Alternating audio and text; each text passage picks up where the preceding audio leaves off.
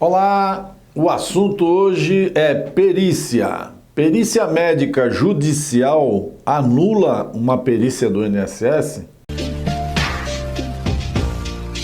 O que eu devo fazer? Eu vou te explicar tudo sobre isso nesse vídeo e te dar várias dicas valiosas sobre perícia, tá? Então, para você que já é parceiro nosso aqui, está sempre ligado com a gente, eu vou colocar no final desse vídeo aqui uma pequena surpresa para você, tá? Para você refletir. Então, isso faz parte de um novo projeto que eu estarei lançando aqui em breve e eu tenho certeza que você vai adorar. Foi muito bom para mim e quero passar para você. Então, fica até o final lá no vídeo lá que você já vai pegar umas dicas maravilhosas sobre esse outro tipo de assunto. Esse momento de sabedoria vai mudar a sua vida, mudar logicamente para melhor, né? Para você que chegou agora, eu tenho muito prazer em te receber e espero que você faça parte desse trabalho nosso, tá? Vem aqui conhecer e trabalhar junto com a gente aqui, levando conhecimento para mais pessoas, tá? Eu conto com você. É só se inscrever e ficar pertinho da gente aqui que você vai fazer parte desse time muito legal. Meu nome é Lucas Gomes Gonçalves, eu sou advogado, eu sou uma pessoa estudiosa das causas previdenciárias e das coisas todas que acontecem no dia a dia do INSS. Ok? Hoje nós vamos nos aprofundar então um pouco mais sobre o tema polêmico, que é perícia. Nós falaremos sobre a diferença que existe entre uma perícia feita lá no INSS e uma perícia feita a mando do juiz, a perícia judicial. Bom, primeiramente, a perícia médica do INSS é o quê? É uma avaliação realizada por um médico servidor da Previdência para comprovar situações de incapacidade, identificar a doença, se ela tem relação com o trabalho ou se houve um agravamento, se foi agravada por esse trabalho. Essa perícia, ela tem sempre que conter uma análise completa da doença ou a identificação do agravo sofrido nessa doença. Vai levar em conta a gravidade, o grau de afetação do trabalho habitual, a reversibilidade ou não dessa doença, a extensão das lesões, a data de início da incapacidade, entre outros fatores relacionados, né, que são essenciais para a concessão e a fixação de alguns parâmetros do benefício lá da Previdência. A incapacidade previdenciária, conhecida no jargão como invalidez, pode ser circunstância relacionada com a qualidade do beneficiário. Nesse caso, quando está relacionado à qualidade do beneficiário, pense na aposentadoria de uma pessoa com deficiência ou na inscrição de um dependente incapaz. Mas a incapacidade, de outra forma, pode estar relacionada com o que pode acontecer nas atividades habituais do segurado, de um segurado saudável, inclusive. Pense, por exemplo, nesse caso, nas incapacidades por acidente de trabalho, na necessidade de adaptação do funcionário para uma nova função, ou mesmo nas lesões tardias, né, que deixam sequelas. Então, uma dúvida muito frequente que eu vou esclarecer agora é que a perícia médica não é a mesma coisa que a avaliação biopsicossocial, que também é feita por peritos do INSS. Apesar de muitas vezes funcionarem em complemento, como de fato ocorre com o benefício que vocês conhecem já, o LOAS, benefício de prestação continuada, elas são ferramentas responsáveis por demonstrar e prescrever determinadas formas, determinadas conjecturas diferenciadas. Enquanto a perícia médica é realizada por um único profissional, o médico, né, que vai examinar o paciente lá, ou examinando, né, ou periciando, geralmente para testar o quê? Incapacidade posterior, causas acidentárias e incapacidades transitórias. Então, diferentemente disso, a avaliação biopsicossocial é realizada por uma equipe multidisciplinar. É curioso isso, essa equipe é composta não só por médicos, mas também por psicólogos e assistentes sociais. Ele leva em consideração um grupo de acontecimentos. Essa equipe multidisciplinar vai analisar as condições das incapacidades permanentes, com a leitura completa das barreiras existentes na vida independente do beneficiário. Ela vai analisar os fatores ambientais que prejudicam a vida do segurado, além dos fatores econômicos e sociais. Ela vai analisar a gravidade do comprometimento das atividades do dia a dia, as atividades usuais e a participação do segurado afetado, a participação dele na sua vida em sociedade. Então é um conjunto de coisas, é muito diferente da perícia médica, né?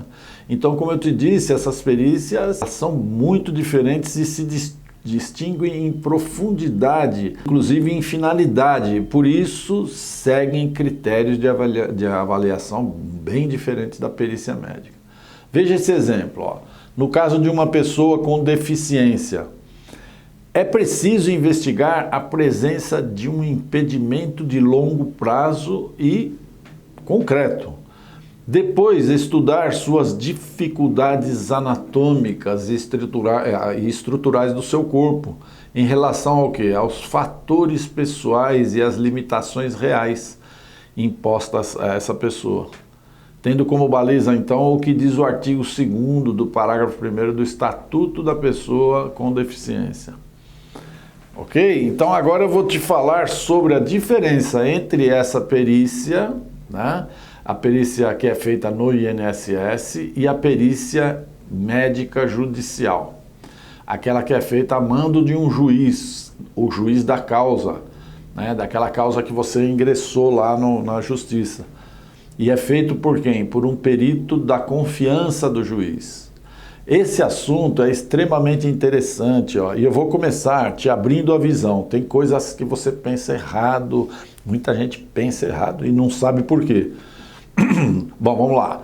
Será que um médico, o sujeito é médico, ele pode ter opiniões, os médicos podem ter opiniões diferentes só porque um deles é contratado do INSS e o outro é nomeado pelo juiz? Ora, não são médicos os dois? Se isso é possível, onde fica a ética médica? Como é que um pode falar uma coisa e o outro falar outra coisa? Será que o perito do INSS dá um laudo errado lá só para negar o pedido e ajudar o seu patrão, que é o INSS? Né? Fazendo com que o INSS diminua as despesas, pagando menos benefício? O que você acha? Tem muitas pessoas que pensam assim. As pessoas acham que os peritos do INSS, por serem contratados do INSS, né, eles são contratados para negar a maioria dos benefícios. Mas não é bem isso que acontece. Eu vou falar agora para você aqui como funciona isso e por que muitas vezes é diferente a decisão de um juiz e a decisão do perito do INSS. Vamos lá, presta atenção, ó. Quando um pedido é negado no INSS, você foi lá e entrou com um pedido lá para um benefício tal por doença. Quando esse pedido é negado, nasce o seu direito, né, em partir para a justiça. Você vai entrar na justiça visando o quê? Conseguir lá na justiça aquilo que foi negado lá no INSS, ok? Então, nós já sabemos que quando o pedido é administrativo, ou seja, feito lá no INSS, a perícia é realizada por perito do INSS, certo?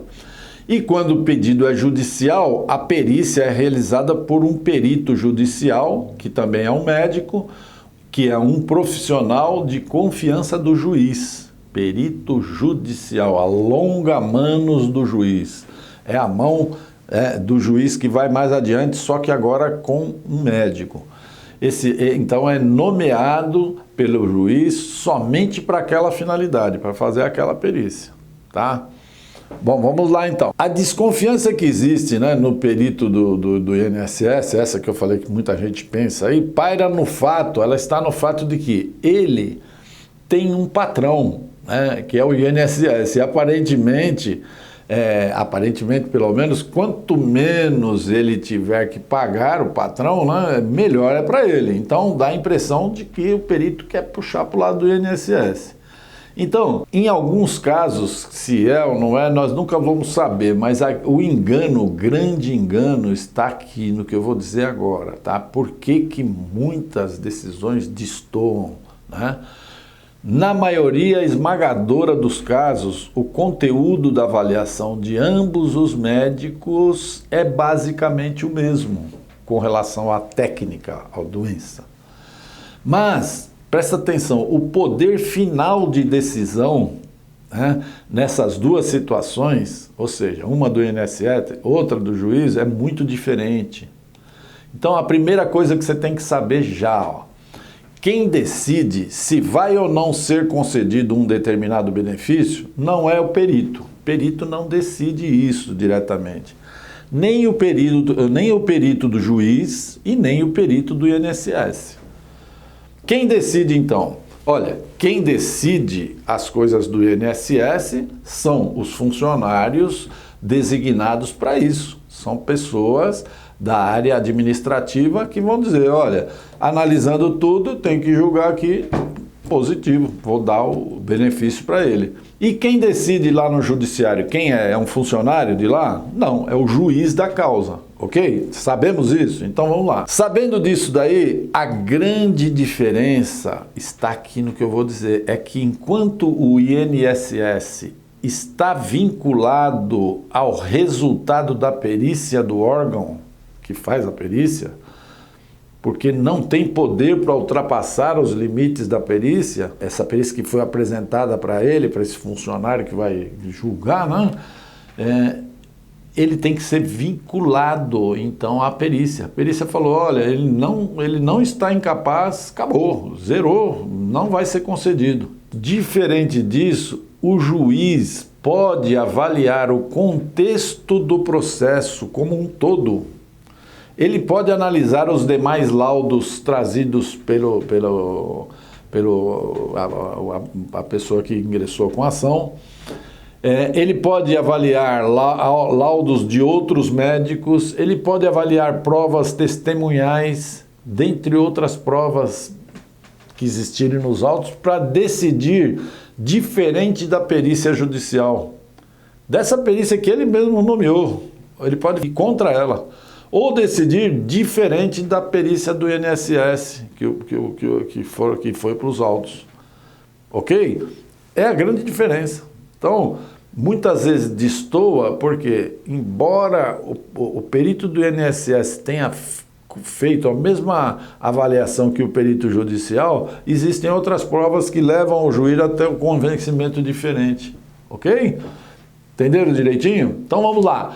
Para outro aspecto importante, o que é analisado numa perícia médica? O perito médico do INSS pode se socorrer de diversos recursos na hora de atestar a incapacidade.